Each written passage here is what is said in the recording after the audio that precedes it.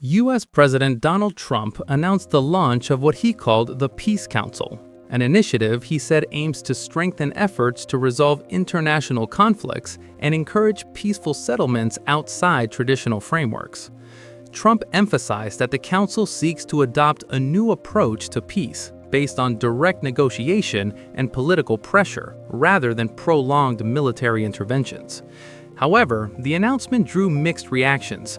Trump's supporters welcomed it as an attempt to revive the peace agenda through unconventional mechanisms, while his critics expressed doubts about the initiative's seriousness, arguing that it lacks international legitimacy and may carry political and media-driven motives more than serving as an effective, practical framework.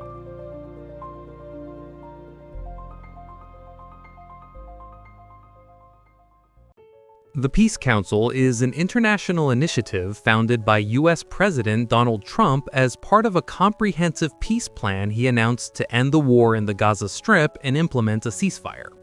The establishment of the council was officially announced on January 15, 2026 by Trump, following the endorsement by the United Nations Security Council of Resolution 2803, which supports the U.S. plan to end the conflict in Gaza. Among the Council's stated objectives are overseeing the reconstruction of Gaza after the war, enhancing stability and governance in conflict-affected areas, and supporting disarmament efforts and the implementation of the ceasefire in Gaza. Donald Trump personally chairs the Council as its founding president and holds broad powers, including determining which countries and parties are invited to join.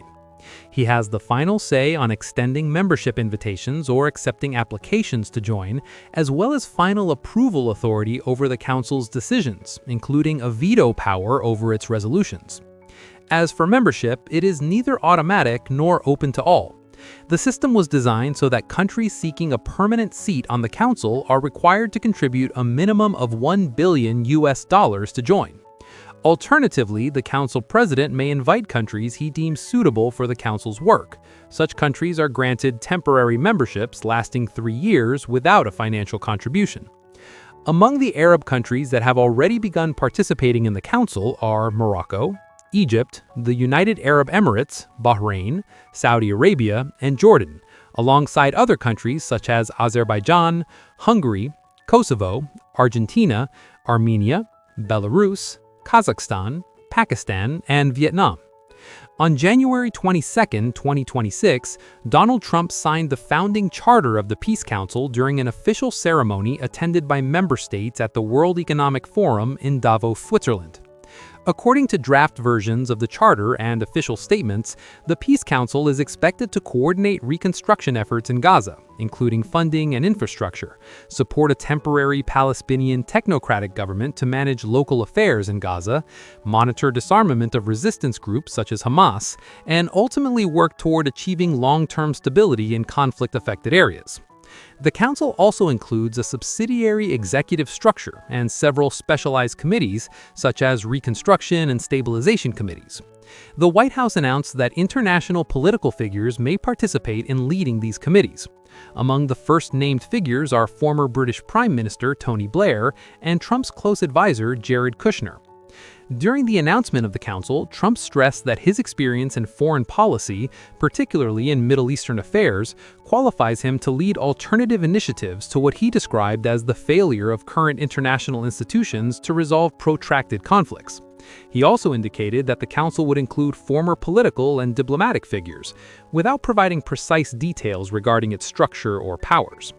Some observers view the Peace Council as an embodiment of Trump's policy of peace through strength, a political philosophy based on the belief that the United States' military and economic power is the primary guarantee for preventing wars.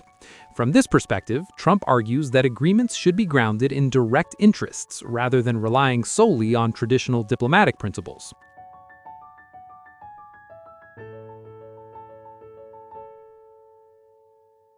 The Peace Council, in its unilateral format and with the unusual structure adopted by Donald Trump, has become a source of skepticism among both allies and adversaries. Some view the Council as a unilateral step that sidelines the United Nations and its legal frameworks, effectively turning the Peace Council into a body directly subordinate to the Trump administration, rather than a genuinely multilateral international institution with clear legitimacy.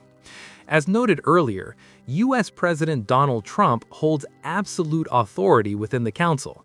He accepts or rejects members at will and alone possesses veto power over its decisions. As a result, much of the Council's authority is heavily dependent on the United States. Some analysts also argue that tying permanent membership to a massive financial contribution of $1 billion transforms diplomatic engagement into a purely transactional relationship between states. Others go further, suggesting that Trump's decision not to invite certain regional countries close to the Israeli-Palestinian conflict may be a way to test whether they are willing to pay the $1 billion fee to join. As for the Palestinian side, despite the fact that the Council was created within the framework of a peace plan for Gaza, the lack of meaningful Palestinian participation in some stages of planning raises serious questions about the Council's legitimacy in managing the peace process.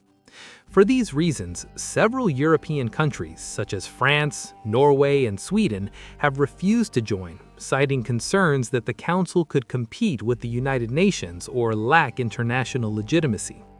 Canada has expressed reservations and has not yet committed to the financial contribution. Meanwhile, some UN Security Council members, including the United Kingdom, China, and Russia, have not announced a final position, making the Council appear closer to a temporary political alignment rather than a broad international coalition supported by major global powers. The Council has also been criticized for its limited representation of the Global South, as well as the absence of international civil society actors and independent experts in conflict resolution and peacebuilding. Some critics argue that the initiative is largely symbolic and media-driven, aimed at rehabilitating Donald Trump's international image, rather than a body equipped with genuine enforcement mechanisms or practical, implementable field programs.